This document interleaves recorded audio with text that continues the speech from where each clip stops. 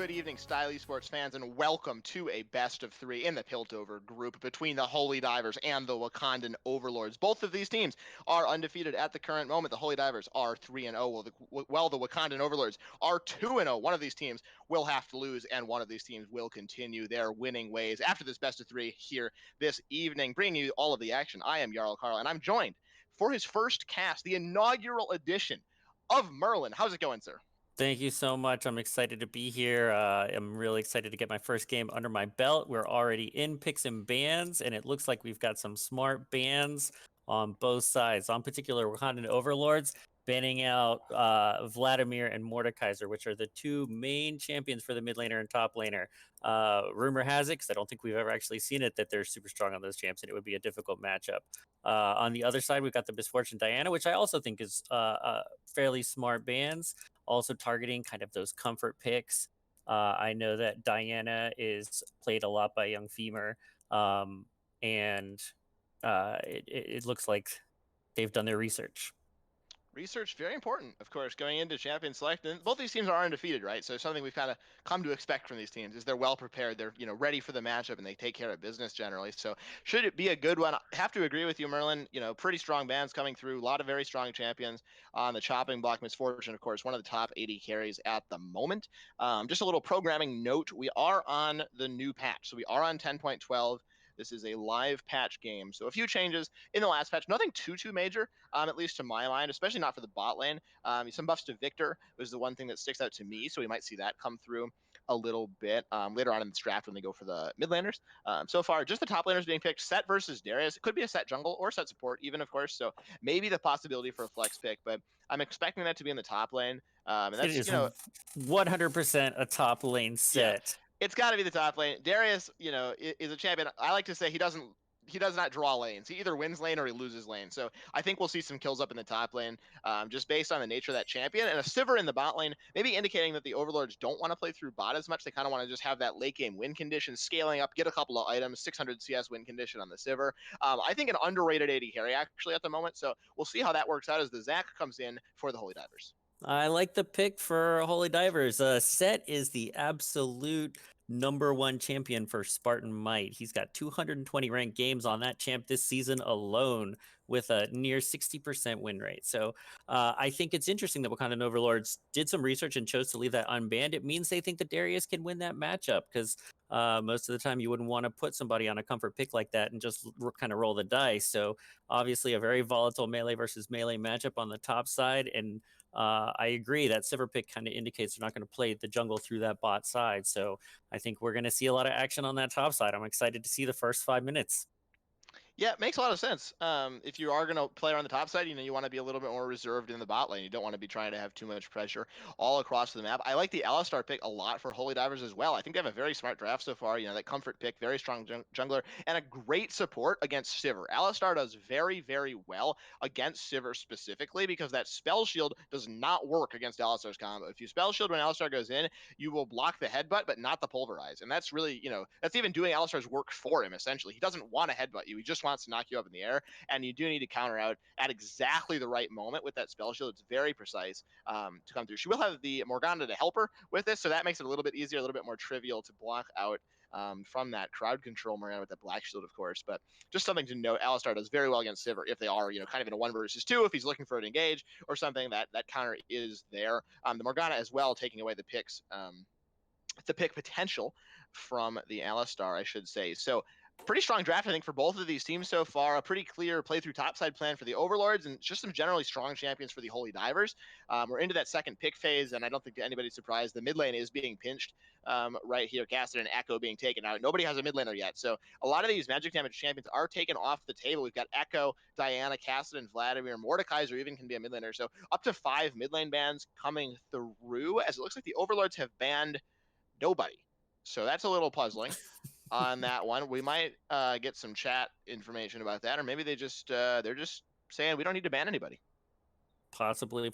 Although pro draft is sometimes hard to negotiate, I assume that a ban was intended, and they might chat it through, and we might be able to figure out what that is. But I do like The Cassidon band, that's a Wakandan Overlord pick for sure. But the Amumu band is very strange. I don't know where you would put an Amumu with the remaining champions. Oh no, I guess that's right. They haven't chosen the jungle yet. So there's the Sejuani, which provides a big body for the front line, which is something they had been missing, as well as potentially an initiation with her ult, which has decent range, and of course incredible CC when it lands. Holy Diver is picking up their ADC, and it looks like they are, of course, going to have to blind their mid laner. Wakandan Overlords on the red side has last pick. I think it's very smart for them to save their mid laner for last pick.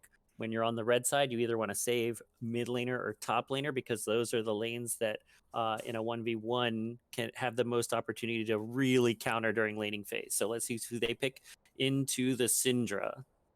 Looks like it might be that Corki coming through. Like you were saying, very, very basic League of Legends, just save your last pick for the mid laner, of course. Something we've kind of seen for, almost 7 years at this point, since season 3, especially when that meta became a little bit more defined, just kind of varied who that last pick has to be. But a lot of the time it is one of those solo laners, especially in the mid lane. It's been the Corki, been picked up, I should say, for the Overlords. Very, very strong pick. Obviously in the mid lane, seen a lot in professional play. Just pretty safe, a lot of damage.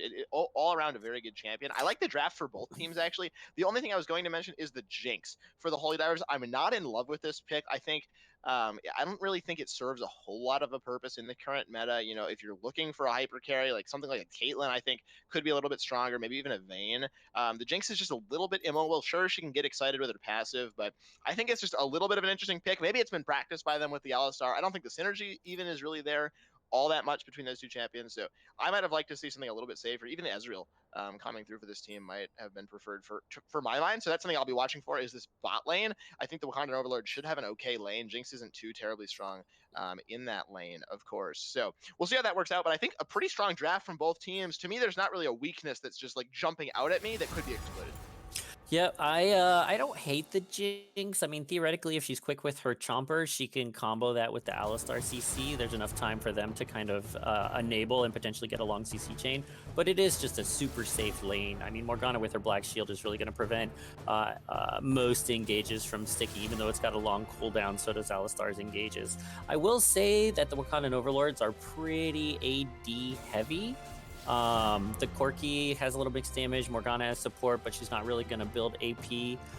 And let me tell you, Zac is a monster against full AD comps. So I am concerned that he's just going to be such a huge front line, potentially kind of zoning off a lot of the back line for Wakandan Overlords. And I don't really see how they're ever going to get to the Jinx. So, if you look at a late game team fight with these comps, I'm a little concerned that Holy Divers is going to have the run of the mill and be able to get through while their back line kind of hits who's in front of them. And I'm not sure what Wakandan Overlords is really going to be able to do about that strat. So wait to see how lanes and the game pans out. But do you worry at all about the AD nature of the Overlords? For me, I don't think so, because I think the Corki does. Last time I looked, I think he did around 80% magic damage. So Corki brings a lot of magic damage through. For sure, majority magic damage depends a little bit on the build and kind of what abilities are landing more for him. But I think he does enough magic damage to force magic resistance out of these champions. So maybe late game there's some concern, but the Morgana and the Sejuani plus the Corki, I think, should do enough magic damage to force a reasonably even balance in damage in this game. You also mentioned the Jinx as maybe a pretty safe member in the late game for the Holy Divers. I'm not also that concerned about that for the Overlords. I think the ricochet damage plus like the potential for Darius to pop off, I think is scary enough for Jinx that she won't be able to just completely free hit in these fights. Morgana can flash ult, Darius can get in the back line, Sivir Ricochet just kind of goes everywhere late game. And the Sejuani front line, there's not a lot of shred except for the Jinx. And so I think trying to get through this Sejuani is going to take long enough. The Jinx isn't really going to be free firing in the back line. Right. Now, if that Sejuani is like a Nidalee or something, I think this comp just falls apart for the Overlords. I think the Sejuani is really the thing that's bringing this team together for the team fights late game. I hope she can be tanky. If she gets behind, especially, this could be a problem. But I think a lot of these team fights are going to come down to how quickly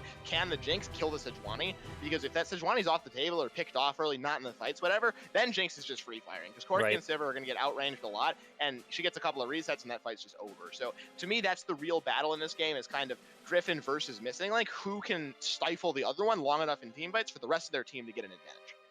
Absolutely. Keeping in mind other factors in that late game, we've got that set. He's obviously going to be looking to ult that Sejuani because she's going to be the tankiest member on the team, and if he can drop her in the back line, that's a lot of damage. And then the Sivir, obviously the hardest scaling champion. If you can get to a 30-40 minute game and 400 CS, a lot of people call that nearly an auto win, especially with Morgana to back you up. Initially, I think, once we get to the start, I'm really excited about seeing that top lane, that set versus Darius. Darius has a monster level 1, and you've got to just make sure you back off that lane and don't give him an early health lead.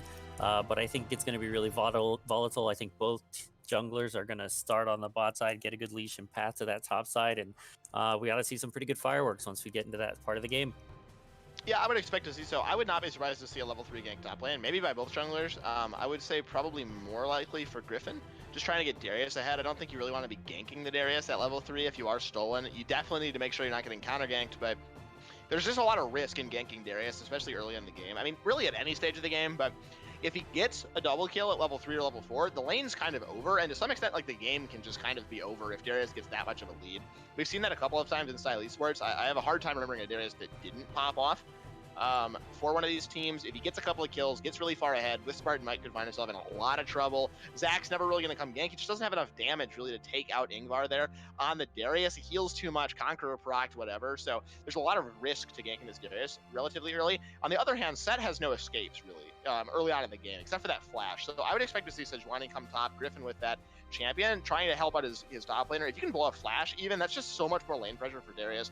If he gets with Spartan Might low, can go for the flash apprehend, try to put him in the guillotine, and just try to get a lead for him. So I think you are right. I think it's where the action will be early game. It'll be interesting to see kind of how it works out for these junglers, but I think Stolen will really be focusing his ganks more on the mid lane as opposed to that Darius, just because there's so much risk. Yeah, I think that makes a lot of sense. I will say that if Set can get away and is kind of being dove under turret, there's an opportunity for them to counter gank.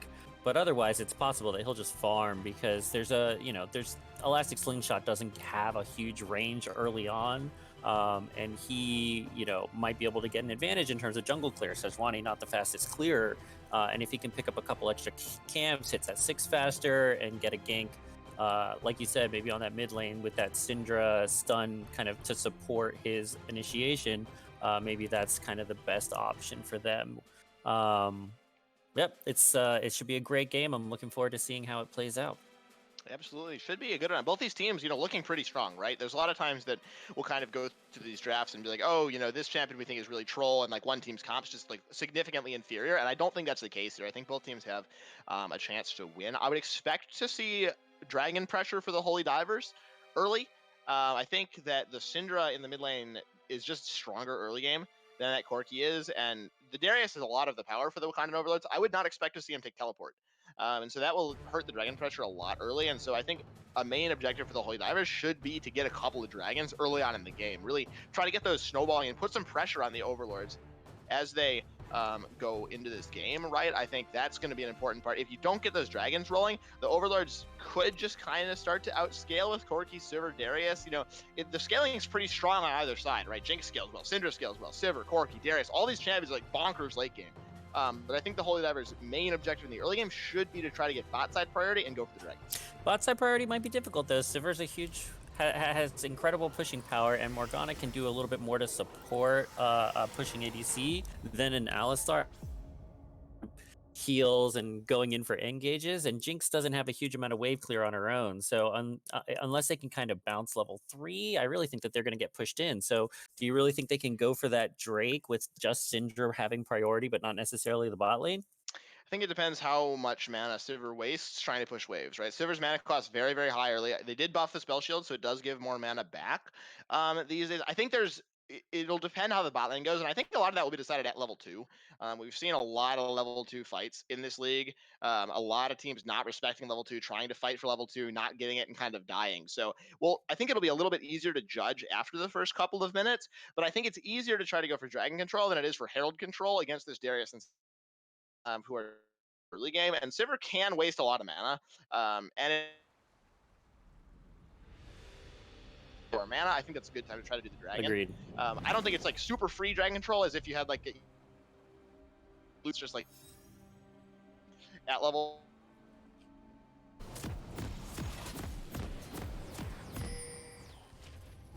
game for that. As didn't really talk about keystones, I'm kind of looking. Jumping. Looks pretty standard. We have one teleport difference in it. You were right. Darius did not take teleport, but instead of ignite, he took ghost, which I don't hate. It's the ability to kind of chase people, and sometimes Darius just has trouble catching. I will say also we got Morgana, who does have chooses to take it, but Holy Divers is countering that by preparing for it. We do have the Tribush stack, and everybody goes their separate ways, breaking off into a few groups here. No invade coming through by the Overlords, as it looks like we're going to have a pretty peaceful level 1. Some recalls coming in. Zach juggling some blobs. You love to see it, as the Swift Spartan might get to trek it up to the top lane, and absolutely nothing happens at level 1. As is often the case, you know, at the very least, I like it when the junglers go in for a forward ward, figure out where the enemy jungler starts, recall, pick up that red trinket. But not today. Not today. Yeah, wasn't to be this one, unfortunately. And it is interesting to point out there will be no vision for these junglers. So they don't know that they are both starting on the bot side. You know, you can always guess, right? You assume that the Zach might be starting at the red, but, you know, he doesn't have any mana, so doesn't really need that blue buff as much. But they don't know, and so that can put a little bit more fear into the laners' hearts as they go through this lane. They don't know exactly where the jungler is. So we'll see if that comes back to bite anybody later on in this game as the junglers start to get a little bit farther forward. But for now, everything's starting peacefully. Some farming going on at the top lane.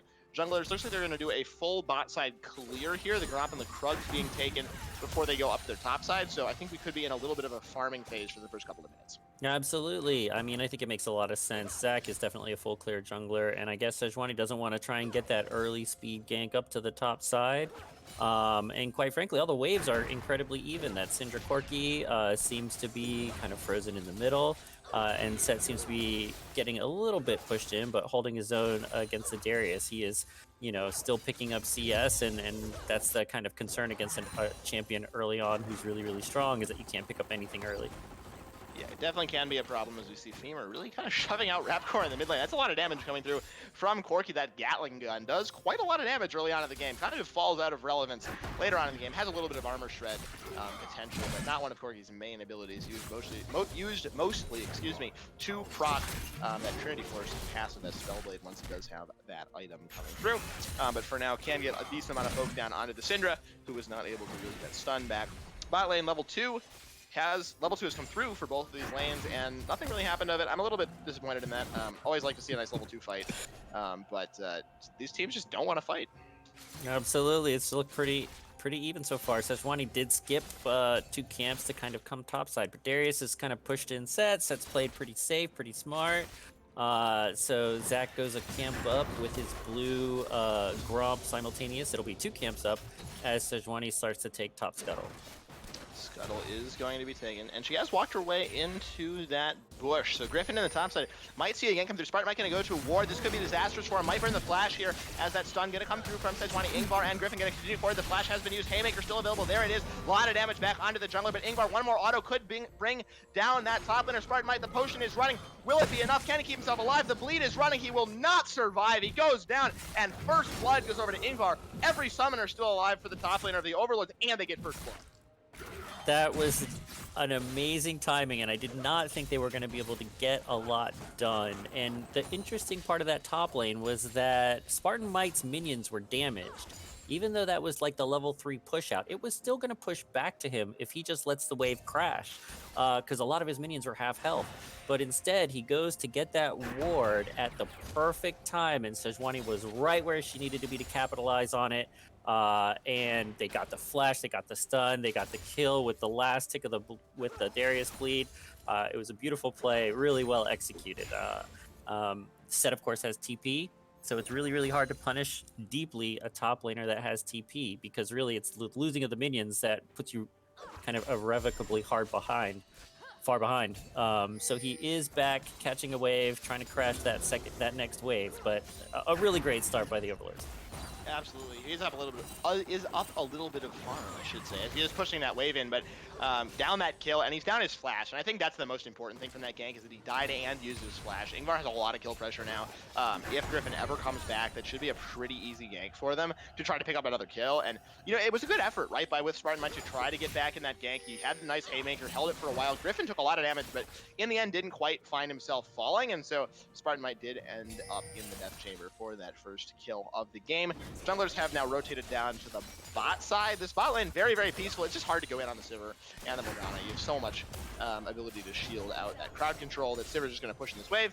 Low on mana, like we mentioned, and she is just going to probably look for a recall. We'll have BF sword off this buy, so exactly what Sivir wants, and that dragon window might already be shrinking. We talked about how Sivir has that push. Once she goes back, gets some more mana, gets that BF sword, and then comes back to the lane, she could be quite hard to dislodge. They do want to go for the dragon, although that recall has been canceled. Yeah, they had a frozen wave, and it looks like we have a fight. There's the fight. Revert Graves gonna have to go for a nice flash, a nice stretching strike from Stolen, gonna knock past Stelby back with another flash to get himself away. It looks like everyone is going to escape from this gank, and both flashes were burned, but that was all they got in exchange for the flashes of Alistar and Stolen. A gank, it looked good, but it just didn't work out. Yeah, the defensive capabilities of that black shield were just too much, and they tried to burn through the shield, but were unable to do it. As a bold move, Stolen's looking to try and pick up a dragon, hoping that it's not warded, and he might be able to get it. That whole fight was precipitated because Wakandan Overlords were unable to push the wave all the way in, and they knew that if they left at that time, Jinx would have just kept the freeze. They'd have lost maybe 1.5, 2 waves. And that's what made them have to go back in. Stolen was right there where he needed to be, but it's just a safe lane. Spell shield, black shield, it's just too much in terms of defense. On the plus side, they do take advantage of the recall timing from bot lane to sneak a dragon. There were wards outside of the pit, but they didn't check. And even though Sejuani was in the area, she decides to go farm topside instead of fully checking that Drake. I think it's very easy to get lulled into a false sense of security when you have that scuttle crab, right? They had that vision down, but there's no vision inside the pit from that, and he was able to solo it out Stolen. Very risky though, actually. If there had been a ward on that, if there was vision, he got very low doing that jungle camp, that epic monster. So could have been pretty dangerous for him. Does have the passive, of course, so he was going to be okay probably regardless, but could have ended up just kind of leashing the dragon over to the Overlords. But does not make any difference. That dragon's gone over, so all's well that ends well. And then Ocean Dragon goes over for the Holy Divers. It's going to be a Cloud next, so we're going to see either a Mountain Soul or an Infernal Soul in this game as Ratcore's teleporting himself back to the mid lane. Yep, there was an 11 CS lead built up by Corki. It might narrow a little bit here, but it was interesting. He actually stopped the back of the Syndra when she was out of mana, and she was kind of forced to attempt to CS kind of suboptimally because of the back, because she got her recall canceled. And Alistar actually wandered up to mid lane and stepped over the pink ward in the pixel brush, but didn't see it or didn't clear it. So there it sits, covering Corki's bot side. But you've got to make sure you keep an eye out for those.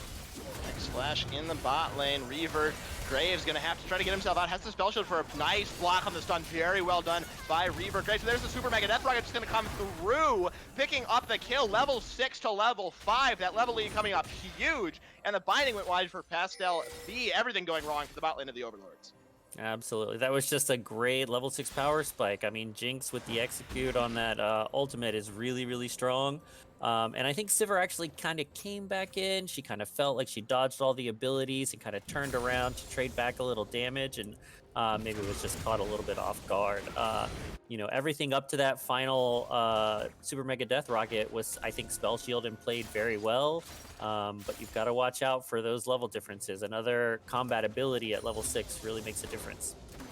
Can make a huge difference. It looks like we might be right back at it in the bot lane. Missing Link could find himself in all sorts of trouble. Dodges the bind, so Pastel be having a little bit of difficulty with the accuracy here in those last couple of binds. But you miss every bind you don't take, right? So got to be constantly throwing them out. Missing Link with pretty low mana could find himself in some trouble if a bind does land, but it looks like he's going to be able to clear the wave and get himself out to safety. Does not have enough for the Stormrazor, but looks like he's going to be trying to put the recall through. Anyway, might just go for the full boots for a little bit more mobility to dodge these bindings from Pastel. We'll see what purchases he goes for. Looks like it's going to be the pickaxe, so he's going to be going for the Infinity Edge first, not that Stormrazor. See engage in the top lane. Spartan Might now running desperately for his life. Going to get pulled in with the Apprehender. The flash is available. Spartan Might under the turret, the Haymaker to get away from the damage from the Noxian Guillotine. That ultimate expended by Ingvar, as well as the Ghost, but he only hits. But he does get the flash for it, excuse me, on that one in the bot lane. Stolen, having to slingshot himself away from the bot lane of the Overlords. It was a nice attempt, pop that Ghost. I wish that it had come in before Flash had been called, and here they're fighting again at the top side. We're going to have another fight on this one. It might be trying to flip the script on Ingvar, though. Spartan Might going back in with a showstopper and the pull in. The Haymaker flashed away from him. I'm stunned he got out of that damage. Looked like he was still inside it, but Ingvar barely escaped with his life. Absolutely, but talk about knowing your champion's limits. This is what happens when you get 220 games on a champion, is that he knew that Darius, without his ultimate, even with the Conqueror and all the early game damage, that he could take that fight. So he went in as hard as he could, nearly got the kill, did get the flash, so that both top laners are kind of on even terms. So I really like that he pushed up and re-engaged, and Sejuani's kind of hunting just around the corner of bot side, trying to get that bot side a little bit of breathing room, I think. Don't think he's going to find a whole lot here. There's just not the push, really, from Missing Link and Rare Candy. They don't have any vision up in that tri-bush, and I don't think they've seen Sejuani for a while, so pretty wise to just back themselves off, not go for that gank. The Dragon up in 30 seconds, so you don't want to be throwing away any kills at the very moment. As the Herald, it looks like it's gone over to Stolen. Didn't quite see that one going down, but Holy Divers now 2-for-0 on Epic Monsters, as Revert Graves trying to push out this wave to maybe set up for this Dragon, although the jungler is on the top side, Stolen on the top side, so he's going to have to run himself down, but it looks like there are pings under this Dragon. Vision being cleared by the Holy Divers. Griffin has arrived on the scene. Some nice chompers to get themselves out as Pastel. Nice binding, goes a little bit short, but Vision being clear, as it looks like we're going to start the Dragon Dance. Yeah, it was a good rotation. They picked up that Herald off of the push where they forced Darius back and burned his flash. Syndra also had the push, so it was pretty simple. Set rotated down, Syndra rotated up, and even though Corki went straight for it, and it looks like we got a fight around Dragon, or at least some skirmishing. On the Dragon, yeah, Stolen going to be going in. There's the ultimate pop. Pastel be going very low. He can be taken out. Yes, he does. Straight away. Young Femur also going to fall as well. Revert Graves goes down. This fight is just going disastrously wrong at the end. 4-4-0 in favor of the Holy Divers. They had position, and that Jinx just kind of ripped through this fight. A couple of kills for both followers. Yeah, it was a split fight. It was interesting. Corki went in on the top side with just the Sejuani, while the Sivir and the Morgana were kind of in their own jungle. And I don't hate it if you can kind of get in and out and you can just get some harass down, but it ended up falling into like a full-fledged engage as their bot side tried to join through the rest of the team, and they ended up giving 4 kills there, which is definitely not what they were looking for surrounding that Drake. They also, because they had Herald, it looks like they're going to clear a lot of plates off that bot turret, putting more gold in that 202 Jinx pocket, so she's going to be really wealthy. Absolutely. Plates in the bot lane, plates in the mid lane. We've seen it engage in the mid lane. Rapcore going to get jumped on by Young Femur. Femur going to get pushed back, but not stunned, actually. Rapcore now on the disengage here. Does not have the ultimate to get himself out, so Femur could be going for that nice dodge. Rapcore away from that big one from Corki. Going to get himself away. Looks a little close, but he's a... Yeah, but I like the engage. I mean, Corki likes the long lane. He's bought, Syndra hasn't. There's like a small window where he can try and get some work done on that mid laner. He did get his mana immune, which is a nice spike for the Corki. And Syndra did not yet have Luden's Echo, so I really like the play, knowing that despite everything kind of going wrong a second ago, you've still got a window to try and make something happen. So nicely done by the Corki. Forced the Syndra recall. Of course, she wanted to kind of spend that money from the previous fight, but also jamming in the wave. Maybe he can get something done with the priority he earned mid. Yeah, absolutely. You do have to agree with that. You like to see the confidence, too, to keep fighting even after something went disastrously wrong, like that Dragon. As we see in the bot lane, Missing Link with a 2-level lead on Pastel. Nice binding, going to stop Missing Link in his tracks for now. Taking a little bit of poke from the Boomerang, crossblade, I should say, of Sivir, as Stolen has walked himself into the bot lane. We'll see how this works out. Looks like Griffin's in the top lane. I think you do have to play around that Darius. If you are the Wakandan Overlords at this point, he's pretty much the only strong member on the map. We're going to see a gank at the bot lane now, coming through straight away. Pastel B going very low. He's getting taken out. Stolen has picked up the 1 kill. Jinx now getting that reset. She picks up the kill. We move up into the top lane. They're trying to fight back the Wakandan Overlords. There's a showstopper to try to get himself out, but Spartan Mike going very low. The guillotine's available if it's needed. It will not be. Ingvar has picked up that 1 kill, so the bot lane of the Overlords dies, but so does the top laner of the Holy Divers. I mean, both teams are doing what they need to. I mean, Sejuani obviously has to kind of try and snowball that Darius. It's really hard to come to losing lanes. Uh-oh, we've got some of the mid. Died in the mid lane. Young Femur just going to get taken out. Didn't have the Valkyrie available. That's a very long cooldown. You have to be judicious with the usage of that. He just gets dove under his tower. Unleashed power from Syndra comes out, and the Korg just swept off the map. Absolutely, they're starting to steamroll. A big Zach, when he gets big, when other lanes don't have the power to kind of take him down, when he gets ahead, it can be really oppressive. That bot lane gank was excellent. He used his kind of full range slingshot and was able to get between the ADC and the support, and the follow-up from Alistar and Jinx was there, you know, and they're just so far ahead at this point that it's that it almost looks unfair. There are ways back in for Wakandan Overlords. It's just a 3k gold lead at this point. They still have a Sivir, they still have Morgana, but in order to make it back into this game, they really need to kind of farm up and kind of reach a late game. They need to drive the waves down, they need to let them push back and try and keep tabs on that Zac. If you look at pink wards, we've got 3 down for Zac's squad for the Holy Divers, and only 2 right at the moment. They are trying to protect bot side. Morgana just got down a 3rd. But you really want to try and know where that Zac is. You want to track him all the time. Like even right now, it looks like 4 are collapsing on this bot side. This is gonna be 5, Merlin. Hate to cut you off, but this is just a strong commitment here in the bot lane. Pastel B trying to use the Soul Shackle, but he's just gonna only be finding the release of death on that one. Reaver Graves now running desperately for his life. Griffin's coming to save him. I don't know if you win this fight. This is a 2 versus 4 at this point. There's the choppers go down. Classic slingshot for Zac as well, and this is just complete control for the Holy Divers. It's 45 seconds ahead of the Dragon. That's both teleports used, but the support wiped off the map. They can get full control of this area, Merlin. Absolutely. I kind of wish Darius had just stayed top side. I mean, threatening that turret would at least be a trade, but are they really going to go in on this Dragon 4v5? Are they really taking this fight down 3k? We're taking some sort of a fight, Merlin, who, depending on who started it, it does not make any difference at this point, but it's going all in favor of the Holy Divers. Sivir and the Corki just do no damage at this point.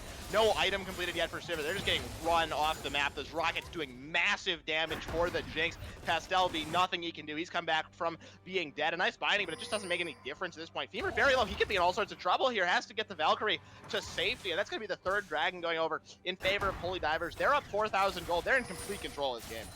Absolutely. I mean, cardinal rule of League of Legends is you fight when you're men up and you don't fight when you're men down, and you fight over objectives. So that was the perfect opportunity for Wakandan Overlords to go somewhere else, to try and get a mid push, get some damage onto the turret, to try and do something somewhere else on the map. You just don't want to take a 4v5 when you're down, and a 4v5 in the jungle, that's exactly what Zac's looking for. Something chaotic where it's difficult to see your opponents, when the backline is obviously going to stay relatively safe. They've really got to try and capitalize on Darius's ability to execute players, to get that pick with a Morgana bind, or to try and safely farm out. And for that, they just really have to know where people are.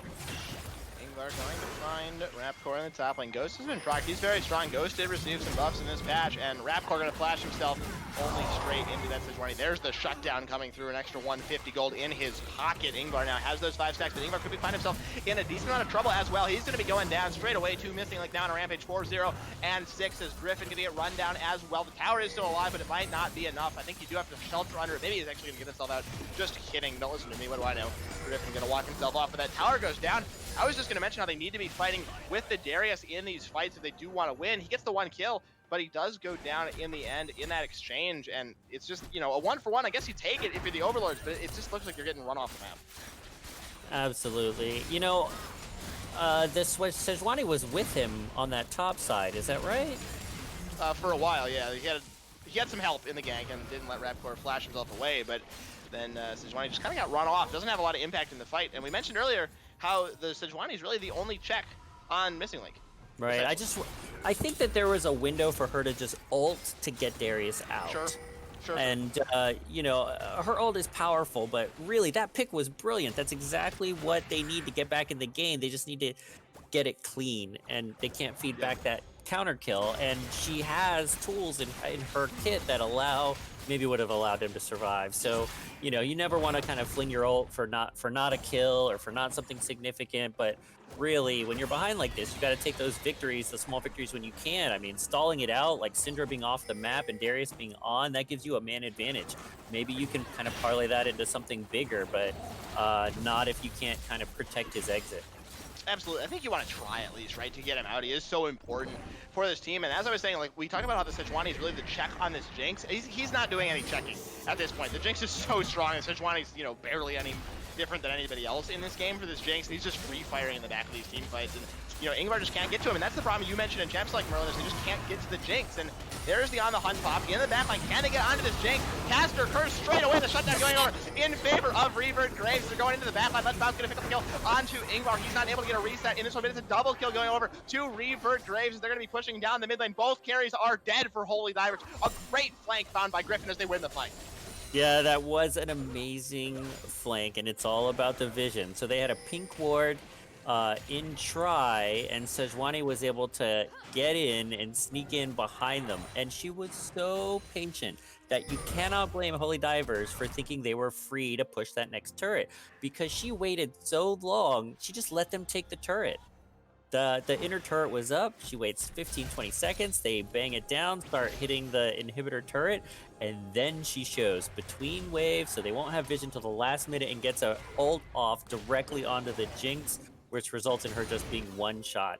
If you can get initiations like that, you know, who knows what could happen this game. You've got this Sivir ultimate. She can make you fast. You guys can run in and chase and get in the fight afterwards. So really nice ward coverage, and just a fantastic flank by the Sejuani.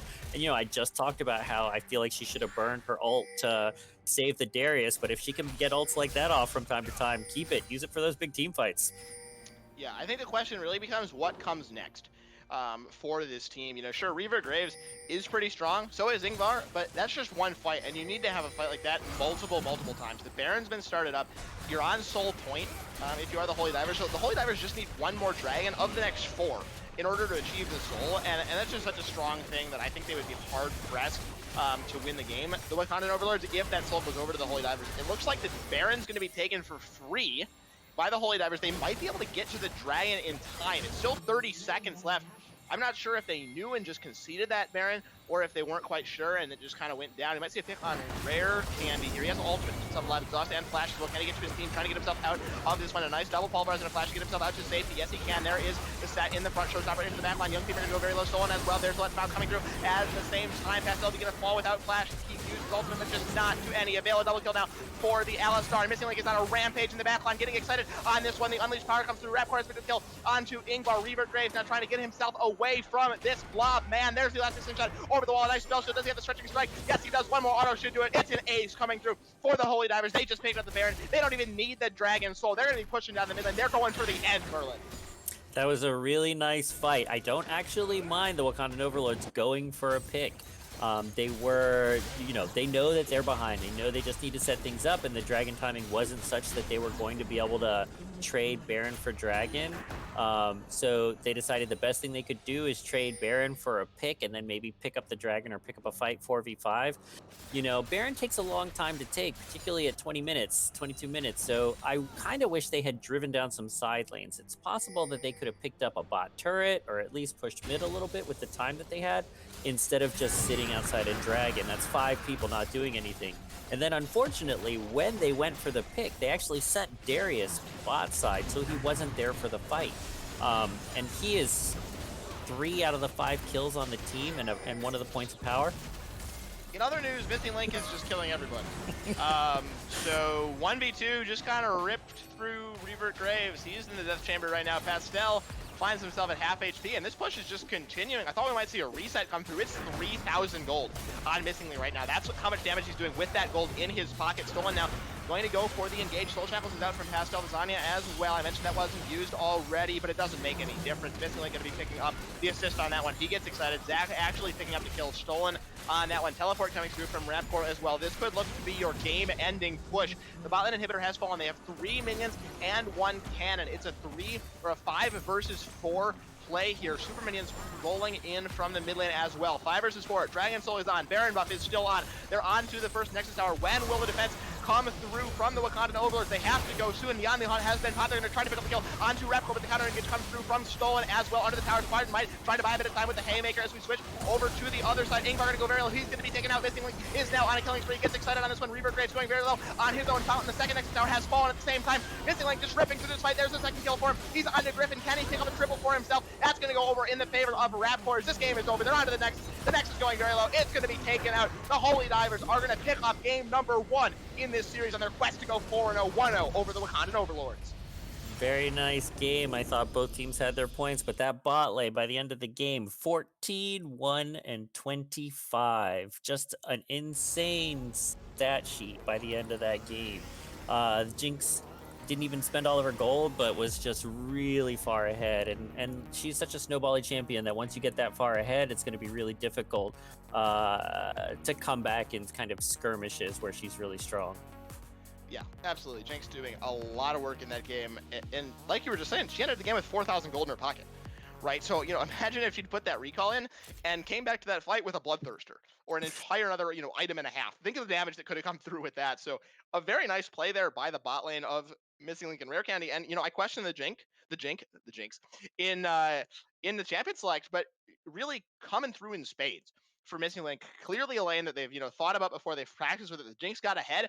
And, maybe I should have put more deference to this, but if the Jinx gets ahead in a game like this, it's kind of just over. And this is what happens in a lot of solo queue games. That's why she's more of a lower elo pick, is if this champion is able to get ahead, this happens like a significantly high percentage of the time. Because she just has so much range. The triple crit rockets coming through with that Rune's Hurricane. Those 2 items are online so early into the game that it's really, really hard to stop her, right? Because, how do you get on her? We saw the one great pick from Griffin, and that was a great play by the Wakandan Overlords. They just needed it to happen 2, 3, 4 more times in a row, get some picks, get a few more objectives on the table. They just weren't able to do so. And so that one pick was a bright spot, but at the end, they just kind of fell apart and they lost the game. Yeah, it's a snowbally game, League of Legends, so if you get that far behind, but there is another opportunity. They've got a chance next game to kind of modify their pick ban. For instance, they did ban the Misfortune. Maybe they want to think about taking out the Jinx. I know Misfortune's an amazing team fight carry, but they do have some different things they could do. I will say the one bright spot, you're putting top lane on his most comfortable champ, and I feel like that lane was pretty doable. So I think you can continue to focus your bans on other lanes and kind of just take that top lane as it is. They've got a Darius counter that did reasonably well, had a little bit of jungle support, but I think that lane kind of went as you would hope. Possible modifications for their bot lane. Maybe they need a safer lane. Maybe they need Es Morgana. Classic, ultra safe, difficult to gank, difficult to get kills on kind of lane. Also still scales pretty well, but would maybe relieve some of the pressure. Don't give Zach kind of that easy kind of low mobility Morgana to gank, even though she does have the black shield and it took a little time. Eventually they were able to kind of burn through that bot lane and really capitalize, get those kills through to the ADC. Yeah, absolutely. Draft, of course, a very important part of the game, especially in a series. And this is a series. This is a best of 3, everybody. So don't go anywhere. We're going to take a short break. We will come back for game number 2 in this best of 3 between the Holy Divers and the Wakandan Overlords. Don't touch that browser. Style Esports returns in just a few.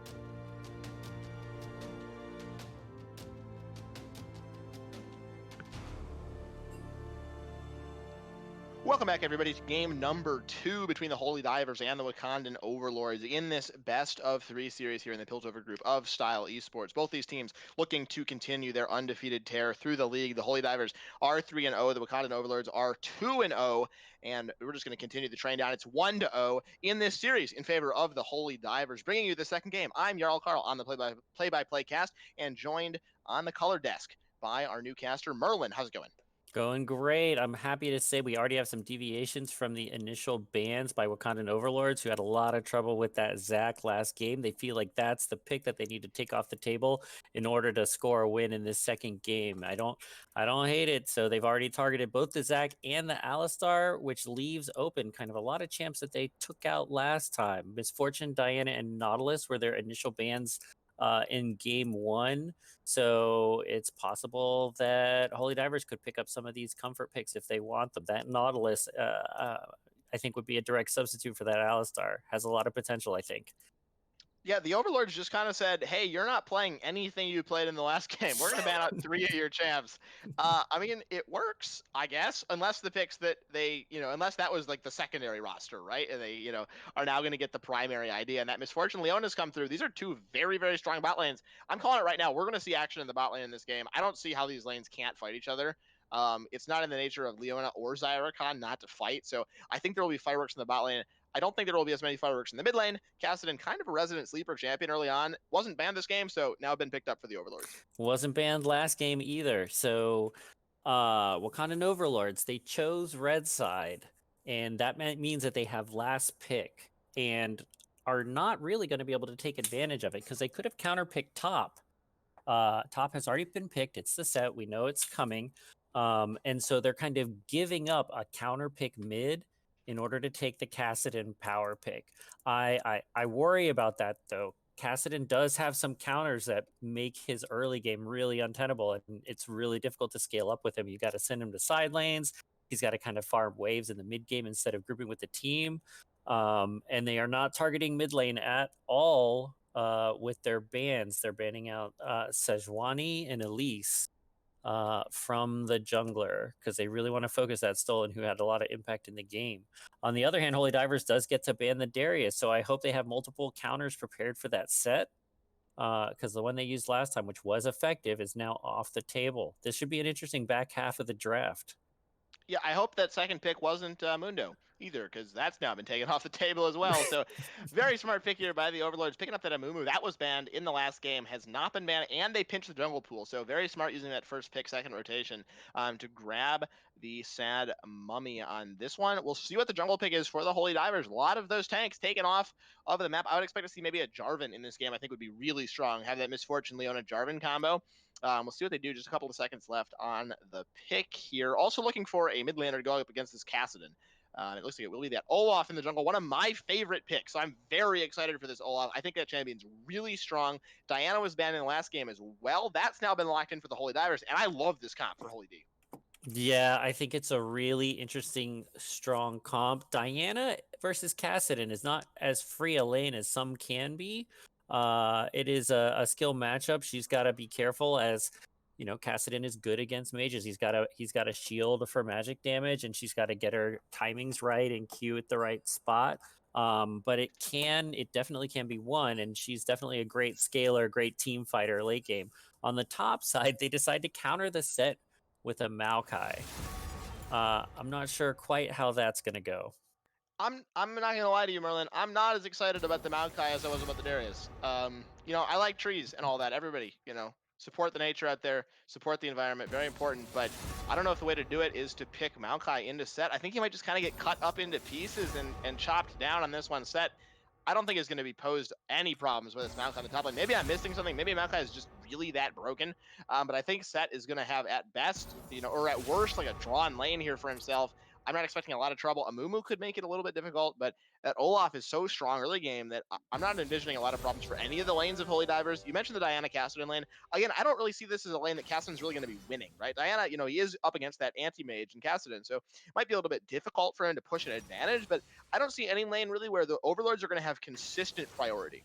Yeah, if I had to guess, I'd say the Overlords are planning on playing through the Zyrakan. I mean, that's the strongest lane. I agree about the Maokai not being able to get a lot done about the set. I think it's farmy and safe. I don't think he's at risk to die. Maokai is super strong on the current patches. But if you look at the 2v1, it's not like he's setting up a Warwick or a J4 or someone AD that can kind of bring a lot of damage to the table early game. Amumu really is kind of a farm to 6 champ. His level 3, 4, 5 ganks aren't especially strong, and they're both magic damage. So sets rune choices will be able to itemize against, will be able to defend against both of them. So I am just not sure that that top lane looks very favorable. Mid game, Kassadin isn't super strong until he gets sick. So really, I think Amumu's going to be looking to start on the top side of the map and work his way for a bottom gank kind of as soon as possible. But again, that was the weakest lane last match, and I hope they're able to get that ahead because it looks like that's kind of part of the game plan based on the comp. Zyra Khan, of course, though, has a lot more agency than the Sivir Morgana, which is not really a lane that's ever in danger of killing anybody. I think the Zyra Khan, they're going to try to fight. Almost for sure. I don't think there's ever a world where you want to just sit and farm as a Zyra Khan. Whether it'll work or not, I don't want to place a lot of bets that if Olaf's there and Zyra Khan goes in, I think that's pretty much just lights out for the lovers duo, especially post 6. Olaf can run through every kind of crowd control they have. And that's like a main sticking point of the lovers duo in the bot lane is all that crowd control, right? The blade caller coming through, grand entrance, the quickness, all three of those, hard CCs coming through from this bot lane, and Olaf can just run through it all and try to get onto that Zaya, even just one shot the Rakan. So it's a very dangerous lane to be going in on as well. Misfortune Leona, very volatile. If kills are going back and forth, we could see a lot of fighting. I think if one side gets ahead, it's gonna we might see a lot of fights, but I don't think they'll be very close. If Zaya's 3-0 and she'll just one shot the Misfortune, get through the Leona. If it's the other way around, the Misfortune, the double ups will just half shot people, and that'll kind of be the end of the lane. So I think the early game, as I drop my pen, the early game will definitely decide this lane, and I think the bot lane will decide the game. I'll go out on a limb. Both these comps want to fight around the bot lane, and I think whoever wins this bot lane in the early 5 or 10 minutes is probably going to win this game. I would give the advantage to the Holy Divers bot lane. I think that Olaf is just too strong on the bot lane to really have anything go wrong for him. I think the Dragons will go in favor of Holy Divers again. They focused it last game. I think they have even more pressure this game. I don't find this Zyra Rakan to be that hard to fight against if you are the Misfortune Leona. That's a very strong lane. A lot of peel coming through for the Misfortune if she needs. She might get one shot, but barring anything, too crazy going on in the early levels, I think they're going to be okay. Yeah, I mean, Leon is a great pick. I feel like in Desire Khan, that is not something that you can just freely engage on. So even though I think they probably have the push, Zyracon probably have the push. I just don't feel like it's a huge advantage that they're gonna that's a kind of an auto win lane. So yeah, it looks like it'll be interesting to see what happens. I think that one of the game winning points for Wakandan Overlords is to get that Kassadin ahead or farmed or fed when he hits that 1-2 item. Maybe he can start pushing on a side lane. And if he gets stronger than the Diana, it's going to be tough to have someone match him in a side lane. The set, unless he gets very tanky, I think Kassadin probably has a favorable matchup there. Probably not a lot of threat to die since he can so easily dodge with his ult some of Set's abilities. Yeah, we'll see how that Kassadin goes. But I think that that's probably going to be a key point. And it is something that was banned last match, so it could be something that that they feel is really, really strong from a mechanical perspective. We'll see what let's see, young Femur is able to do with it. Yeah, Cassidy, of course, is a late game terror, right? Once that champion's level 16, all hell breaks loose, essentially, and there's rift walks everywhere, and he just, excuse me, kind of just kills everyone. So the late game is there. Maokai gets really tanky. Cassidy and strong. Zaya essentially turns into a turret late game. So I think there's hope for the Wakandan Overlords. I think the early game is just going to kind of suffer a little bit. I think the lanes will not have a lot of pressure, and I think it will come down to really how they can weather this storm. So I think this team, I don't really want to put them as like a scaling comp because I don't think that's really the point of what they're doing. But I think that's kind of how they're going to win this game is if they can stall it out long enough and not get far behind. Whereas the Holy Divers, I think, just want to snowball the game again, get people ahead, take some dragons, and just kind of run over the Overlords once again, like they did in the last game. A huge amount of objective control they had. I think every epic monster in that game went in favor of the Holy Divers, and I think they need to look to repeat that performance. While the Wakandan Overlords need to try to improve on the last game and just try to defend a little bit better. Absolutely. I think the early game looks really strong for Holy Divers. I mean, Olaf is an early game champion. I feel like they could even look to invade. I mean, historically, I feel like he's a little stronger than he has been historically, but he still struggles against invades early on in the game. That level 2, 3, 4 isn't particularly strong. So, if Diana gets a push onto Cassidon and doesn't feel like she can solo him under turret, it's easy to roam with your Olaf and go look for the jungler on the top side. I really hope Amumu works hard to avoid finding the Olaf. Uh, getting a forward ward, knowing where Olaf starts, keeping an eye on when the bot side shows to lane to figure out where Olaf is starting are going to be super important. I will say that Amumu naturally likes to start on Krugs and Raptors, and that potentially could be an advantage because it'll put him on the opposite side of Olaf since they're red side.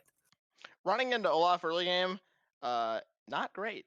It must be said that champion does a lot of damage in the early game, and really for a majority of the game, the Olaf does quite a lot of damage. So Amumu certainly not wanting to run into the Viking anytime soon in this game. Once again, we have teleports desynced. It's going to be a teleport for young Femur on the Cassidon, which ignite for Rapcore in the mid lane on the Diana. So maybe looking to go for a little bit more aggression, maybe try to get a little bit of kill pressure with that ignite and try to keep his lane, at least going pretty well for himself. You don't want to get behind to Cassidon in lane. That's just not something you want to look for. I'm also noticing in the summoner department, there's no heal in the bot lane. For the Holy Divers, we have a cleanse and exhaust situation for the Misfortune Liana. How do you like that cleanse? What skills? I guess the Amumu, the Maokai, there is a lot of CC on the side of Wakandan Overlords. Maybe I don't hate it. I don't love it, actually, Merlin. I hate to disagree with you, but I find the CC in this game to not be the kind of CC that you want to have cleanse against. Cleanse is really good as we hop into applause real quick. I think junglers had a quick issue. We'll be right back in the game in just a couple of seconds. But I think the things you want to be cleansing with cleanse are like Ash Arrow, Syndra Stun, stuff that's like one time, a thresh hook that you can just get rid of and you walk off. In this game, there's a lot of like follow-up CC that's going on and a decent number of knockups. The Maokai has the knockup with the Q, the pushback, and if you're getting hit by the Rakan, like if you get hit by the quickness, you're probably going to get hit by the grand entrance as well and knocked up into the air. And so sure, you can cleanse that charm, but then you're still knocked up in the air, and cleanse does not get rid of knockups like QSS does. Right. And so I think Missing Link, there's going to be a lot of times in this game where he uses the cleanse and there's just no value for it. I think it's very easy to use it in team fight. Maybe you get hit by like a blade caller from the Xayah, and maybe you try to cleanse out of it. But if you can't get out of the next round of CC, there's really no point to it. And so I think we'll have to watch out for the cleanse usage in this game as we see a little bit of a level 1 invade coming through for the Holy Divers. Absolutely. I will say there's a lot of CC, and I'm a mid lane main, so I don't have a lot of detailed knowledge of bot lane, but I feel like in this scenario, there's not a lot of CC that's going to easily reach the back line, and Misfortune hopefully is just going to position in such a way that she doesn't have to use it. We did see an early invade by Holy Divers, and I hope that they use this information well, aka knowing where Olaf is starting so that they can properly path and try and get a fight off with him. On the other hand, Wakandan Overlords did a great job.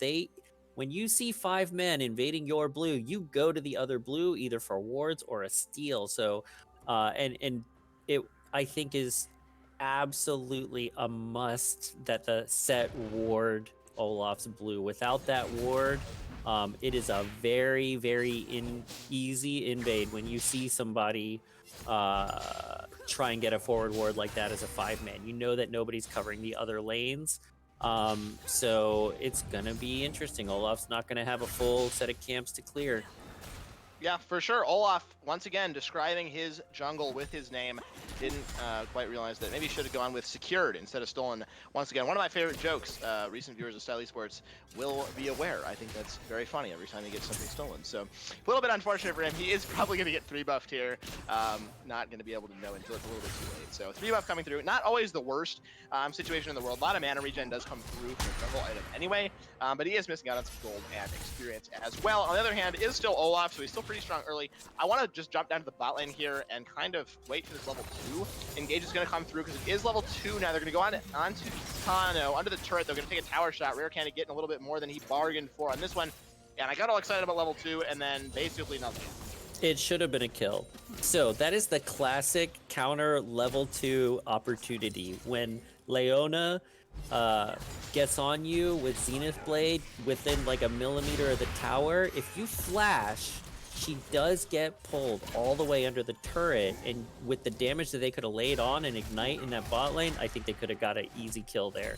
It's hard to pull off, but you got to at least know that that opportunity is there, because I haven't seen a setup better than what she had right there in the bot lane. He was basically in tower range as it was, right? Rare Candy took one tower shot, so could have been big.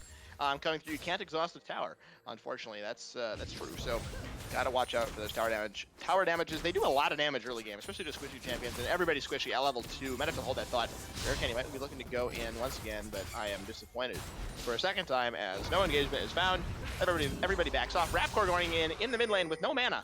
So that's kind of an oops, as Griffin gonna have to flash away. Didn't quite see how this started. Stolen says, I want my blue buff back. And Rare Candy says, no, once again, I just read your name. I stole it away. Double buffs for the Leona. Yeah, that was exactly what they were looking for. They got the more fighting in the bot lane. In the pot, there's the cleanse. Not sure he actually cleansed anything, and he does go down in the end. Kitano has picked up that one kill. Rare Candy with his double buffs, getting himself out of this one. Every summoner has been used by the Holy Divers bot lane, and they find themselves down a kill. It is a fantastically fast-paced game. So I wish Amumu had been predictable about where he was pathing and where he was clearing. He obviously got picked off trying to fight for Scuttle. He is going to make it to top Scuttle, which is super important. Not going to get double Scuttled. On the top side, Maokai is struggling against the set. Like we said, it's just not as safe a pick as the Darius. Doesn't have as much agency. Doesn't get as much done. On the bright side for Wakandan Overlords, we've got a 14 CS lead for Kassadin early in the game, and it looks like he's roaming up for a big gank on top side with the Amumu. Let's see how this pans out. Good Spartan Might in a lot of trouble here. Kassadin might not even be required, but good to get him some kills. Actually, Spartan Might buying a lot of time here. Nice haymaker, get a bit of damage back, and young Femur gonna pick up that kill. This Kassadin, that is not what you want to see if you are the Holy Divers. 1-0 on the Kassadin now, and he's still gonna maintain his CS lead. Absolutely, and I know it's not a free back. He did lose a half a wave, but that gold's gonna feel super good in his pocket. Right now, Diana's just got pieces, and her Ignite Summoner spell has done nothing so far. I would say that Wakandan Overlords should be pretty happy as Holy Divers start the Drake. The Dragon likely going to go over here for the Holy Divers, so essentially in exchange for that top lane kill, they were able to get priority on the Dragon, which is something I wanted to see them do in the Champion Selection. We talked about that a little bit. So first Dragon of the game going over, going to be a Cloud Dragon. Second against the same order of dragons so far. We will see what that soul is in, one more dragon. That soul will be revealed to the world. So we'll see if they can keep stacking the dragons and maybe try to make a play for the soul. Try to get that before this Kassadin becomes too strong for anybody to fight, because that is definitely a point in this game where this Kassadin will be too strong for anybody, 1v1 to realistically be fighting. And that's a scary point in the game for the Holy Divers. We mentioned they have this strong early game comp. Kassadin late game is really hard to match, and I don't think they have the tools to do so.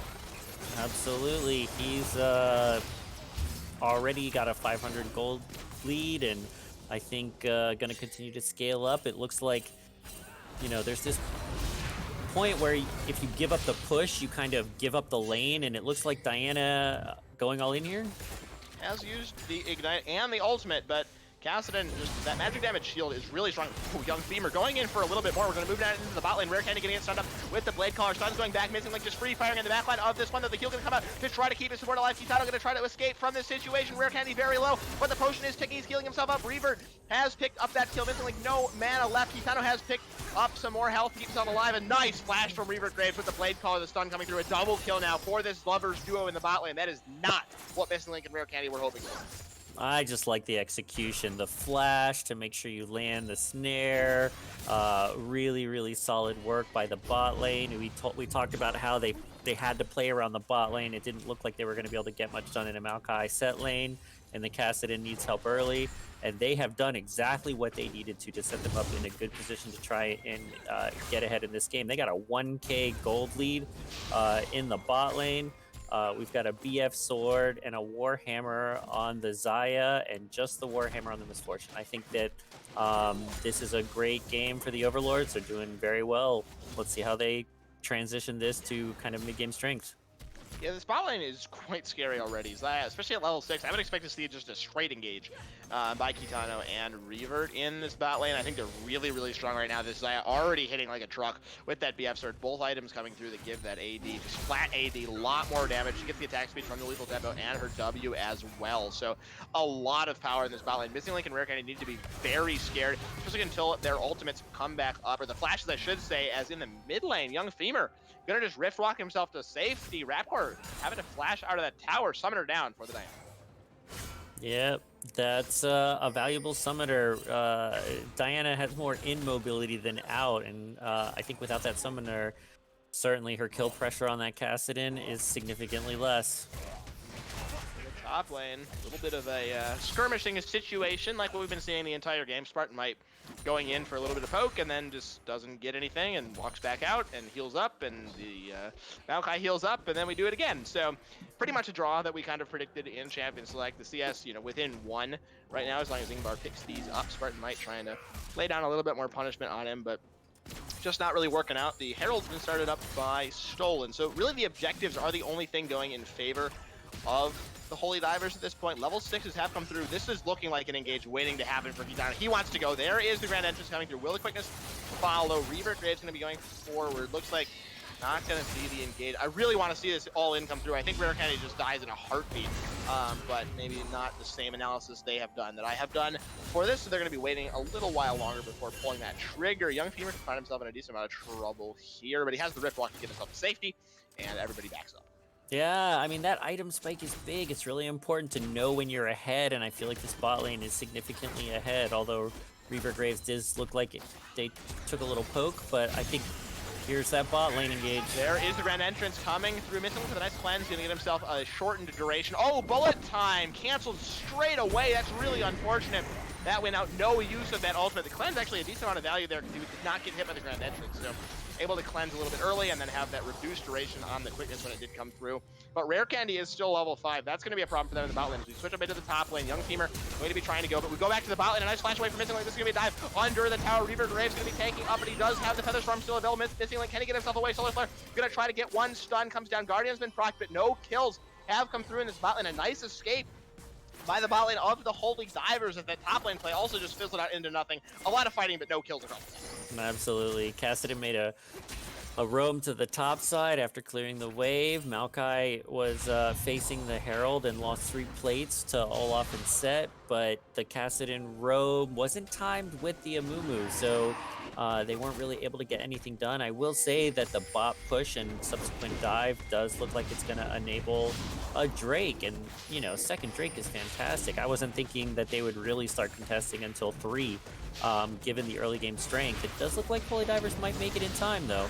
Stolen just going to walk in here. The teleport has been channeled. We might see a fight here. Maokai is going to arrive. Spartan might no teleport available, but Griffin going to be falling at the very start of this fight. Ingvar may have teleported in straight to his doom, going very low. The Undertow not quite going to take him out. He gets out, but both summoners have been used. The flash down as well for Griffin. They get the Dragon, but at quite a high price.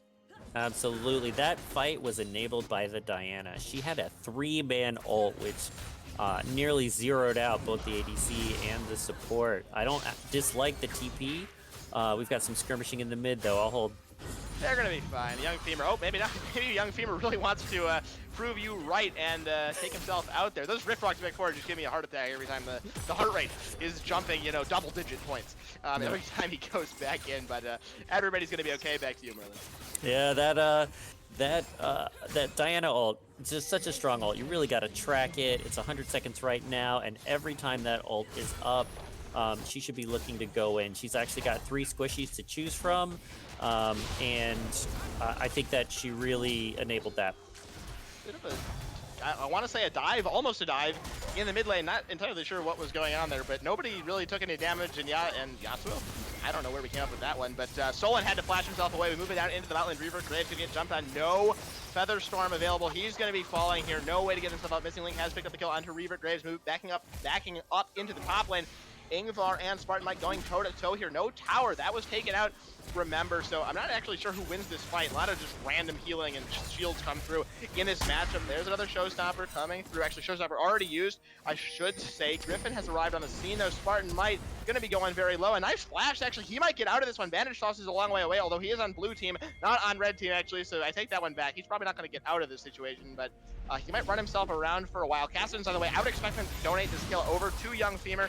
We'll see what they decide to do. Riftwalk up in just a second. There it is, giving that kill over to Cassidy. And Stolen's arrived on the scene. I'm not sure you want to be here, sir.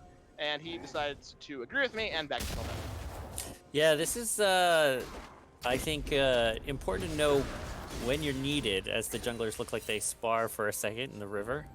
Griffin might want a little bit more of this. Ragnarok available, though, so I don't think anything will come of this. First, the Sad Mummy is up, though. There's the Ragnarok coming through. Griffin might have bitten off more than he could chew.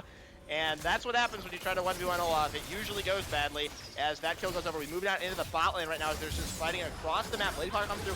A nice Grand Engine's going to go a little bit wide. There is the bullet time coming through. The nice charm from that ultimate coming down as well. The quickness forcing the clans away from Missing Link. 2 summoners, both utility summoners used by the bot lane of the Holy Divers. They do escape and they still have Solar Flare available. In exchange, there is the Featherstorm up for the Xayah as well to keep itself safe. So look for that to maybe counter out those 2 ultimates as we see a bit more fighting. Eventually, recall going to come through. Looks like everybody's doing it. Yeah, it's been a fantastic bot lane. Lots of fighting like we were expecting. I will say that in the earlier play where Misfortune and Leona drove past the turret to get the kill, that was exactly the counterplay. They had sent the Rakan mid lane to try and help defend.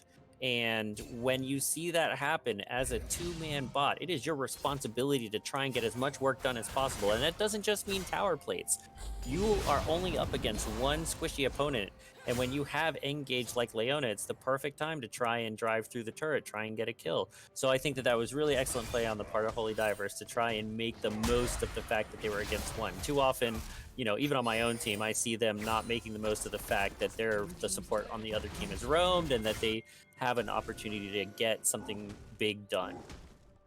Especially with the Featherstorm still down, right? That cooldown is really, really long, and it's really easy to punish Xayah when she doesn't have Featherstorm. It's one of those main ultimates you kind of just always assume is going to be there, and when you take it out of the equation, things can go really wrong for her, as we're going to have to hold the bot lane discussion, as it's going to be a top side fight here. Stolen coming through with the Ragnarok. This Olaf is so strong. Look for him to take over this fight, as the Undertows do come through. A Showstopper as well. Unstoppable coming through. Griffin going very low. No ultimate available for him. Femur might have to try to get himself up at the flash forward to try to go back onto Stolen, but the Rift Rock doesn't quite connect. Spartan might now onto him as well. A couple of auto attacks coming through. The Rift Rock is back available. He should be able to get out of this one. A nice haymaker going to try to pick up the kill. Not going to quite land. Spartan Might tries to chase for it, but Riftlock is just too strong, hopping out of that fight. But a 2-for-1 in favor of Holy Divers. Olaf coming up huge. Yeah, I feel like the mechanics on the Diana were also really good there. She actually ended up getting the Scuttle Crab and kind of pathing towards her teammates correctly. I will say they weren't quite on the same page necessarily all the time. I feel like Olaf maybe could have helped out for some of that late damage. The casting ended up getting really low. I feel like one undertow would have happened. Bot lane for Holy Divers is pushing.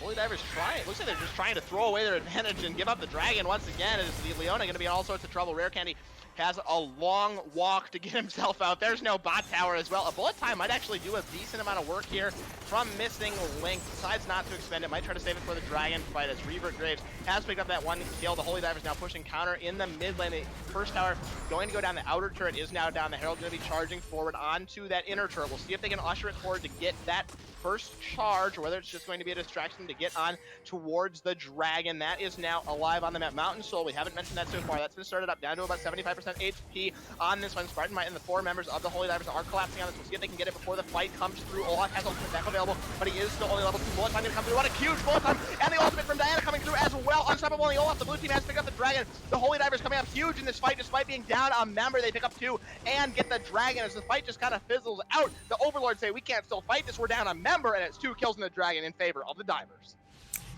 Yeah, that was a fast fight. I tell you, I was looking for the Amumu ult that whole fight, because Amumu is now, you know, he's been level 6 for ages. And I just haven't seen like that Amumu ult that catches a whole team off guard. And really, Amumu thrives in moments like objective control, where everybody's at the Drake. And so I saw him queue in, but his ult only caught one opponent, and he really needs to be pinning more than one person down. That's one of his key skills. And so far, we've got a 0-5 Amumu and a 3-0-2 Olaf with a 2K gold differential between the two of them. So, I think that Amumu maybe needs to do what he can to try and get that ult in deep and sacrifice his life if it means his team can win the fight, because he does have players to play around. It's Kassadin's 3-0. Zaya Rakan have done a great job, and it looks like they're going to try and get some more work done topside. Everybody's in the top lane against with Spartan Might trying to use the showstopper to buy himself a little bit of time, doing a lot of damage actually, but doesn't pick up any kills for himself. 1 versus 4, that would be a little bit too much to ask as he is going to fall. The counter push in the bot lane coming through from Missing Link though as well, so this should actually work out okay for the Holy Divers. I think they're going to end up trading 1 turret for 1 turret as that bot tower is pretty low. Actually a teleport being expended by Ingvar to try to stop this push by Missing Link. I think Ingvar wins this fight actually, Merlin. I don't know if Missing Link can get himself away from this one. Has cleanse maybe to get away from a slow. Could go for the blast cone, but he's just gonna die very slowly. Actually has stolen here, so maybe telling a bit of a lie here. Ingvar could find himself run down as well. There's the ultimate, a nice cleanse. Not actually sure what he cleansed, but I decided it was nice anyway. Missing Link trying to get himself out. Another heal coming through. Ingvar going very low. He's gonna be falling at the end of this one. Missing Link is now on a killing spree. 3-2-2 here as Rare Candy is on defensive duties. Set has respawned. Spartan might now back up in the top, and we might see an engage from Rare Candy. It looks like he might be going for it, but decides to back himself off as that kill in the bot lane goes over to the Holy Divers. I feel like that was a great transition from Olaf to be able to see that the fight was going to happen in the enemy third of the map and to be able to path there. And yes, the fight took a minute, but still, he was up on top side and he really got where he was needed to get that kill, relieve some pressure. And the Misfortune, getting some items, getting some gold, working on the second item after finishing the Essence Reaver. I feel like she's going to play a critical role, hopefully, in some of these team fights, some of these objectives. We've got Diana scaling up and 2 Drakes over for Holy Divers. I still feel like they've got good objective control and need to keep looking for dragons and soul eventually, and hopefully Rift Baron when it comes up. So let's keeping an eye on those objectives, which is going to be important for Holy Divers. I think the objectives are really how they're going to win this game so far. I think the Olaf is still really strong. Eventually will start to fall off after, 2 or 3 items, but he is still only at that 2 item mark, Warrior completed as well as the Black Cleaver. So he doesn't get a whole lot stronger than he is right now. He doesn't really fall off for a little while, but he doesn't get any stronger really compared to the opposition. And so I think they really want to be fighting around this next dragon. I think that's the time to take a big fight, try to get the dragon, pick up a couple of kills, and maybe even transition straight to a Baron. Could be a huge swing for the Holy Divers. It's something they should look for because they can't just stall around all day. It's Kassadin's 3-0. You need to start getting some kills on him, or against him at least, if you want to win this game. A little bit of pressure in the mid lane right now. I think they're set up to go towards that dragon. I don't think they'll start the Baron just a little bit too early in the game. Missing Link maybe baiting a fight here a little bit, but this mid lane turret's going to fall. The Herald had set it up earlier. They pick up that turret and probably back away to set up some vision around the dragon. Yeah, we got 50 seconds for Dragon. I feel like they could probably just stay, push one more wave, keep Wakandan Overlords pinned into their base, and then rotate. They're putting the Diana in the bot lane, which was matched by the Kassadin, which I think is fine. It's hard to tell which one of those two would win a 1v1. At this point, I'm starting to think it's the Kassadin. And if so, he should be kind of driving as deep as he can. But yeah, it looks like everybody's going to be setting up. We got the recall from Leona. Set is topside with TP. And Missing Link gonna be going down here, caught out in that bush. Not entirely sure where they had vision of him from. I think they just saw him stop in there and knew he was in there. And that's gonna be the dragon probably going over for the Overlords. That Misfortune's out of the fight, and that's a huge pick for the Overlords. Absolutely, that's that's gonna be 2-2 and Drakes. And we talked at the beginning of the game about how the scaling, whether you want to call it late game or scaling, kind of favored Wakandan Overlords with the Zaya and the Kassadin. Well, this is exactly the kind of game they were looking for. They are not behind on Drakes anymore. They've got kills under their key carries. Set was contained. He's 1-3, not, having the impact on the game you would hope from someone playing kind of their most comfortable champion. I think he's gonna die too, Merlin. I don't want to cut you off too much or be too much of a profit here, but Spartan might go in very low. This red buff is just too strong. He uses the showstopper right into his own sapling. He gets taken out. Spartan might just easily 1v1 in the top lane, and the Holy Divers find themselves in a bit of a spot of trouble, actually. In the last few minutes, that pick, Missing Link found himself caught out, and then Spartan might just took off too much more than he could chew, I should say. The words getting all scrambled on this one, but not a great set of play here for the Holy Divers. I mean, it's bad when your jungler at level 11 can force out your mid laner who's level 13. I mean, I know that Amumu went in with a bandage toss and they don't have vision, so you don't know who is necessarily there, but I kind of wish he had just traded back some damage. Just to get to, I wish she knew that she's got a strong enough champ and she's fed enough that and farmed enough that she doesn't need to play scared, because you know this game is going to be tight, it's going to be close, and you're going to need to push your champion to the edge in order to get the win. So damage back onto the jungler, damage back when you can, is going to be kind of critical.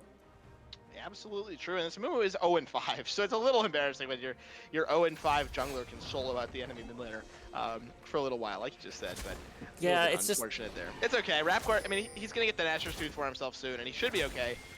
You know, to fight that Amumu, of course, a little bit later on. Maybe just didn't have the confidence to go for that one. Speaking of confidence, this Olaf is pretty confident. Ingvar going to be trying to get himself away. Spartan might want a little bit of revenge from that play. Stolen going forward. Zaya's right on the scene. Reaver Graves is there. This isn't a choke point, because this could be a huge amount of damage for the Zayas. His team fight just explodes. The ball time, though, is just huge across the back. Massive amounts of damage coming out from Missing Link. The teleport has arrived as well. Cassidy's on the scene. Can he clean up this fight? Missing Link now trying to get himself on the clef. Not going to do a whole lot for himself. The exhaust comes down as well. It's just the Cassidy left. Can he pick up the kill? Can he clean up this fight? He picks up the one kill onto Missing Link. Can he get any more Richter over the wall of stun? Not going to be enough to catch him out. Yes, it will. The shutdown coming through for the set, and they clean up this fight. The Holy Divers 5 for 2 as they get themselves back into the game. They might go for the Baron, but I don't think they can. Yeah, without the Olaf and the ADC and Diana splitting on the back bot side of the map. Correct me if I'm wrong, but that was a 4v5? Yes. So that Diana has been free farming the whole time, and they just took that bullet time straight to the grave. It looked good on the side of Wakandan Overlords. They were fighting in a choke. They had a good Rakan engage, but you've really got to track that ultimate, and Misfortune does amazing things in tight spaces like that. Maokai couldn't quite get to her to cancel out the ult, and it looked like Young Femur was going to save the day, coming in late, cleaning up. I like that Maokai was continuing to fight, knowing that he was going to die, but he was just playing setup for the Kassadin. But it was just too little too late, almost not enough damage even to clean up the one, but you definitely, and then just trading the counter kill back. So an amazing fight. I think it's a super even game. At this point, we've got a 4K gold lead by Holy Divers, and we'll see what they can do to push it, but that was a very nice team fight, really resting on the back of that Misfortune. Yeah, great ultimate. You know, I thought that Reaver Graves was going to be the one taking advantage of that choke point. It turned out it was that bullet time coming through in spades for Missing Link, and Reaver Graves didn't even get the Featherstorm off in that fight. He died so quickly, and that is something, you know, that could have maybe made a lot of difference if that comes through with the Blade Caller as well. Wasn't quite to be, as Rare Candy now running after Young Femur. That's not somebody you're ever going to catch, I'm afraid. That Rift walks up a little bit more often than the Zenith Blade, I would say. So not quite working out, but a little bit of pressure there. Game is everybody going to kind of just start to NA ram here. The Dragon's up in 45 seconds. I think that's where everybody's going to be playing next. Yeah, I think so as well. 45 seconds for the next mountain. Just kidding. They're going to fight right now. Bullet time has come out. Young Femur tried to go in, maybe bit off a little bit more than he could chew. There is that Featherstorm. The support going to go down immediately. Kitano taken out of this play. Young Femur has to run for the hills. You know, we've seen those engages from him the whole time. This time just took so much damage instantly from Missing Link. Yeah, the counter damage was just super high, and it looks like they're going to go to Baron. You've got to be more careful going in. And I feel like the Kassadin on that top fight just wasn't there at the beginning of the fight, and he really, you know, if you take him out of the equation, you're missing 10k gold. You're missing, you know, the second most fed player on your team. Strongest member, I think, for sure, at this point in the game. He's just got to be there at the start of fights. He can't just be like a cleanup man anymore. Yeah, Dragon, or the Baron going down. Thought it would be the Dragon, but they decided to go for the Baron. It looks like Set's actually soloing out the Dragon. On the side of this one, Amumu kind of just watching. Griffin, I don't know if I assume he doesn't know he's on a ward. because this could go real badly for him real quickly here. His little dance might get interrupted. There's Kirsten's Bad Mummy coming down. Griffin down to half HP. Ragnarok's been channeled as well. Griffin gonna find himself falling from this, and the Dragon goes over in favor of the Holy Divers as the fight is maybe gonna continue here. Reaver Graves on the front line. No Feather Storm available for him. Spartan Mite going very low as well. Haymaker might have to be expended to keep Spartan Mite alive, but looks like not gonna be necessary. They walk themselves out. A little bit of a risky recall here, but yep, fight's gonna fizzle out. 3 Dragons to 2 now in favor of the Divers, and they have the Baron. Yeah, this is it was nicely played. I have no idea what the Amumu was doing. It looked like he was waiting for his team to try and get to the dragon, but the timing was such that after finishing Baron, he should kind of know he's got a few seconds where 3 or 4 of them were doing Baron, and he could have just kind of face-checked Dragon while Set was the only one there to kind of figure out what was going on. But he ended up waiting so long that they were able to collapse, and Leona was able to get in on him, and he ended up having to blow ult and try and run the best he could. At this point, we've got a Baron power play by Holy Divers. I think that they would benefit a lot from having more than one lane of super minions, but it's actually difficult. I do not think that Spartan Might will lane particularly well against this level 15 Kassadin with Seraphs, a fully stacked Rod of Ages, and at least part of his own he's built. Might be about to find out. It looks like no. Young Fever just going to back himself out of that one, so we might see that 1v1 in a little while, but it looks like the Holy Divers are going to be a little bit more conservative, just content to push up the mid lane, rotate down to the bot lane. They have some empowered minions in that lane as well. Spartan Might and Young Fever now going toe-to-toe in the top lane. We'll see who wins this 1v1. Spartan Might does a lot of damage. Young Fever pops the shield from the Seraphs and Wraiths. Maybe he feared for his life there, but that is a long cooldown now wasted for that Kassadin. If there's a fight in the next couple of minutes, that could actually make the difference. That's a big shield that Kassadin gets. It's not available. It's not even needed for that fight as the engage coming through as well. A flash forward from Missing. Like, he is not messing around any longer. Bullet time comes through the engage from Rapcore onto Reaver Graves. He's going to be going down. No summoners were used. They were both were up. None of them were used. Maybe saving that flash for the next game, but they might not have the next game, Merlin. If this goes badly, Young Fever gonna with a nice flash to get himself away from that Moonlight of Diana. Ragnarok popped into the bot lane by Stolen to get away from the Griffin CC. He's going to be picking up that one tower, going to get engaged now, but his team has arrived as this one. The engagement is coming down on this one. Ingvar and Griffin going to be trying to run for the hills. The curse of the Sad Mummy comes through, but it's just his own curse. He's going to find himself back in mummified form in the death chamber. The inhibitor going down in the bot lane, pushing the top lane as well from with Spartan Might. This is just a squeeze coming through from the Holy Divers. They're on to the Nexus Tower. The engage comes through from Femur. A nice stopwatch to keep himself a little bit more, buy himself a little bit more time, I should say. Kitano now running for the heals. Ingvar here in defense. Reaver Graves has arrived as well. The Nexus Tower is going very low. A Showstopper coming through from Spartan Might, doing a huge amount of damage and tanking up for so long in this fight. Here comes the counter engage coming through as well. Stolen has to run for the kills. This fight might be what Wakandan Overlords needed, but Missing Link is still alive. That's triple for the misfortune. It might be the Quadra coming through. No, it's not. It's going to get shut down by Ingvar, but Ingvar cannot save the day any longer. Stolen and Rare Candy are still alive. It's just Griffin to save the game. I don't think he can do it, Merlin. This fight be the end of the series. 1-0 for the Holy Divers. Can they look to go 4-0 in this group? The engage from Griffin not going to be enough. The Nexus goes down. The Holy Divers pick up the series 2-0 over the Wakandan Overlords. This game will not be stolen from Holy Divers, I'm afraid. It was a nice end. They had Set in the top side, and they were pushing bot with Olaf. They took a little bit of engage. It was a nice 1-3-1. Maximize what the value you get from that Baron buff, and the Kassadin kind of had a weird trade outside of the wall and immediately Zonia'd, and he didn't die from it, but I felt like he put himself in a lot of danger there. And I don't know, maybe trying to take that fight with the Set earlier, if he can time his Seraphs better, or there might have just been a different way to play it to try and hang on just a little bit longer. But the Holy Divers had some really nice engages. Olaf did a lot of work. Diana scaled and did a lot of work. I felt like they definitely earned this win, despite being maybe not having the early game and mid game that they were hoping for, given they drafted such an early mid game comp. But even after we saw the Xayah go 4-1 early, they really were unable to convert that into kind of a game win and more objectives. Yeah, I think I would describe this game as sloppy. by the Holy Divers. I think it just wasn't as precise as it could have been, but at the same time that Olaf was just so strong. I think he was really the key in a lot of these fights. A lot of undertows coming through. He just does so much damage in the mid game. It's really hard to shut him down. He can't be CC'd, and a lot of this comp, or a lot of the plays in this comp, by the way, Wakandan Overlords required a lot of crowd control. They had a lot of it, and it just all gets shrugged off by this Olaf, and it's a really, really strong thing that you just can't deal with. If you are the side of Wakandan Overlords, the Olaf just runs through the backline and just kind of kills you. Young Femur can't do a lot against it. It's an 80 damage carry. He's not able to really stop it with that shield. He finally had the Zanya, just too late for him, and he wasn't really able to ever pop off exactly in these fights. Didn't make it to that level 16 huge power spike for him.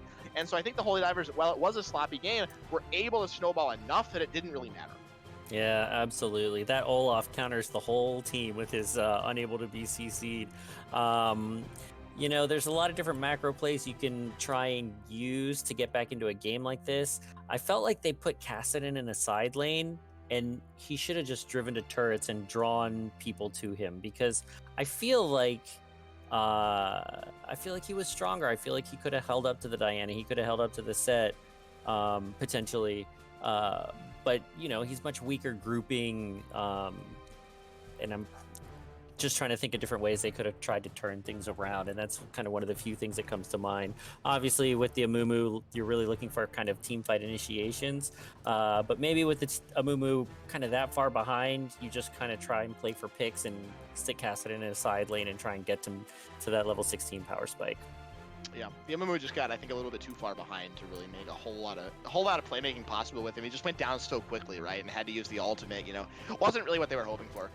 You have to feel for sure, but a nice series by the Holy Divers. They improved to 4-0. They have one more series before the playoffs come through, and the playoffs will be starting after next Thursday. So June 18 is the last day of the regular season.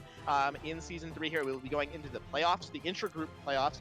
The top 4 teams in each group will be in that, kind of standard bracket, and then the winners of those playoffs will be playing in the promotion relegation matches, and those will be a best of 5. So one more week of regular season, I should say, and then we will have the playoffs and relegation matches coming your way here on Style Esports. That being said, that's going to do it for the broadcast this evening. Shoutouts to Merlin on his very first cast. I think it went very well. Show him some love in the chat and in the Discord if you do want to. The links to said Discord can be found below our stream. You can scroll down there. We got some social media as well. Website, YouTube, music, credits, all kinds of good stuff can be found below the stream. So be sure to check that out. We're always happy to chat with you in the Discord as well, and you'll find updates of our upcoming things, all things Style Esports can be found at that Discord. Click that link below the stream if you do want to engage in any of those activities. That being said, that's going to do it for us tonight. On behalf of myself, Merlin, our caster, Axman87, who has been our gracious host and chat contributor tonight, we thank you so much for watching. We will see you next time. Good night. Thanks, guys.